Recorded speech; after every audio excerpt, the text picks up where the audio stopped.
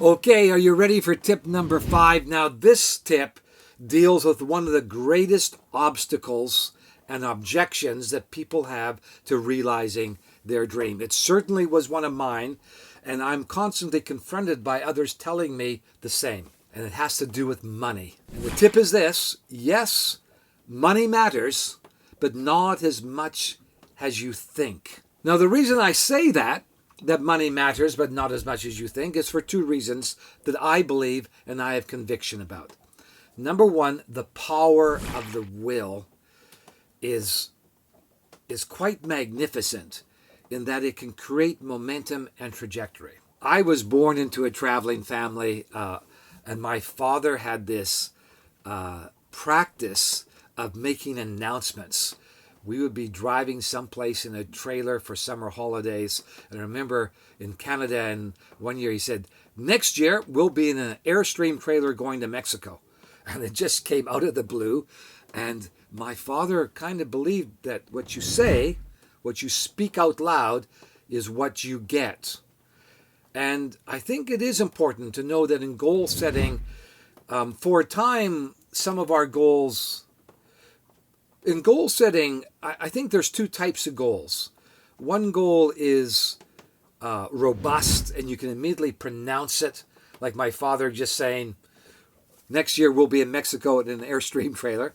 And other goals are more fragile, and you have to nurture them and convince yourself that you're committed to it and that you believe in it. And this is something that really will be durable and pull you forward.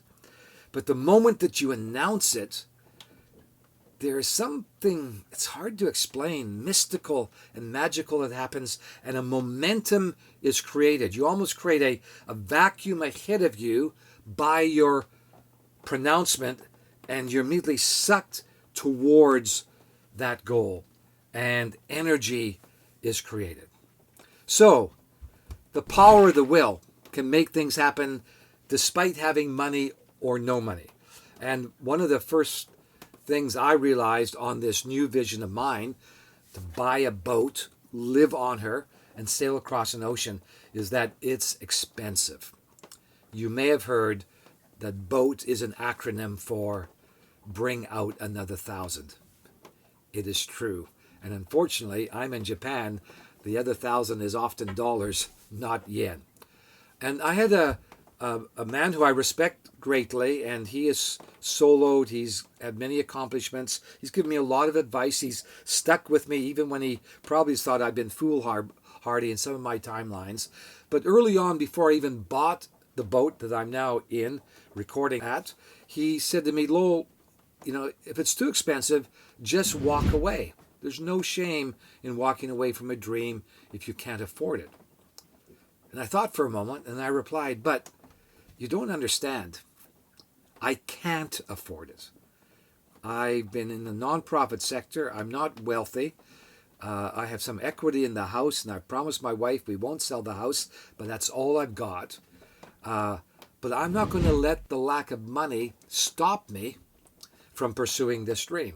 So I had to be creative, and I created a plan looking at various revenue streams. And in my course, Daring to Realize Your Dream, I have a whole module on finances and what I've done to finance this dream. Because you see, my will was to do it. And I wasn't going to let money be the impediment and stop me from doing it.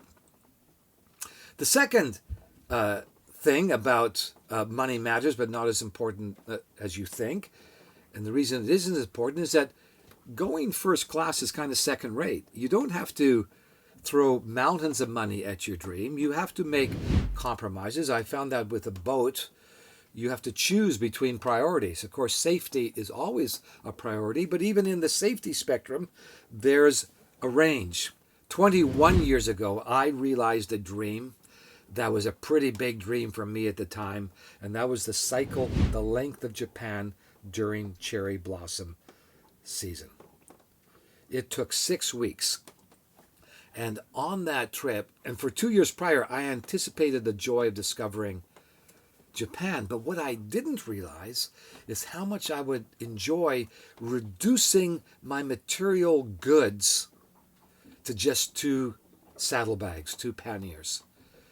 And every night I would take out of my saddlebags in the small hotel room I'd be in, a cheap room, lay everything out on the floor, look at all my belongings.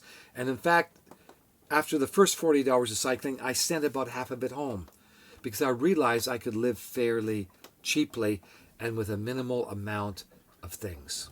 Arthur Frommer, the publisher of travel books, said, "When you live lavishly, you really are living a kind of life which only a small fraction of the world enjoys, and which is enjoyed primarily for reasons of social emulation."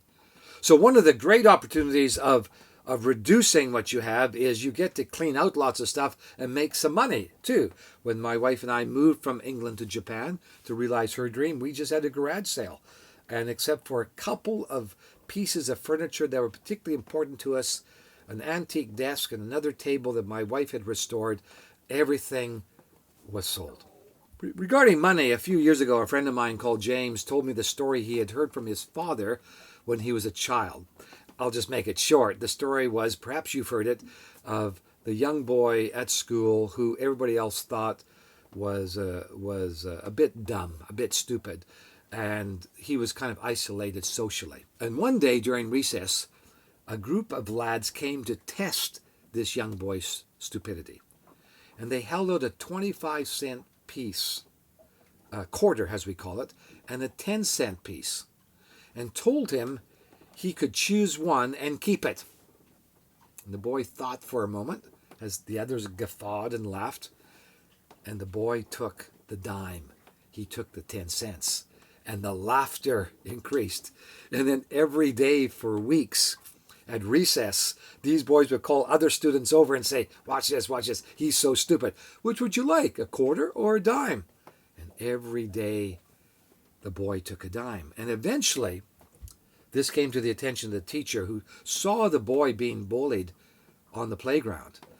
And the teacher called him in and said, why are they laughing at you? Well, because they're offering me a quarter and a dime each day, and I'm taking the dime. And the teacher says, well, don't you know that the quarter is worth more? And the boy says, well, of course it's worth more, but if I took the quarter, they wouldn't offer it to me again the next day. And therein lies a lesson. Number one, not to be greedy, which was my friend's point, but also being shrewd. Look at opportunities of how you can make money. Now, I'd like to share with you 4 principles of financial management, which you may be surprised was derived by the writer, Richard Foster, in his book, Money, Sex, and Power, from the Bible. And in his examination of the Bible, he came up with 4 principles of financial management. Principle number 1, remind yourself that what you have doesn't belong to you. You're just a temporary steward. One day it will be all gone. Principle number 2, fulfill your obligations to your country, your community, and your family. Principle number 3, again taken from the Bible in a parable by Jesus, who rewarded the servant who grew some money and the kind of disdained the one and criticized the one who buried the money to protect it. And so principle number 3 is grow your money. There's nothing wrong with investment. If it's legal, if it's ethical, it is an appropriate thing to do. And number 4, which is a critical principle, because most buy into the first 3, they get that. Number 4, some people struggle with. But I want to say with the 4th principle, this is so liberating.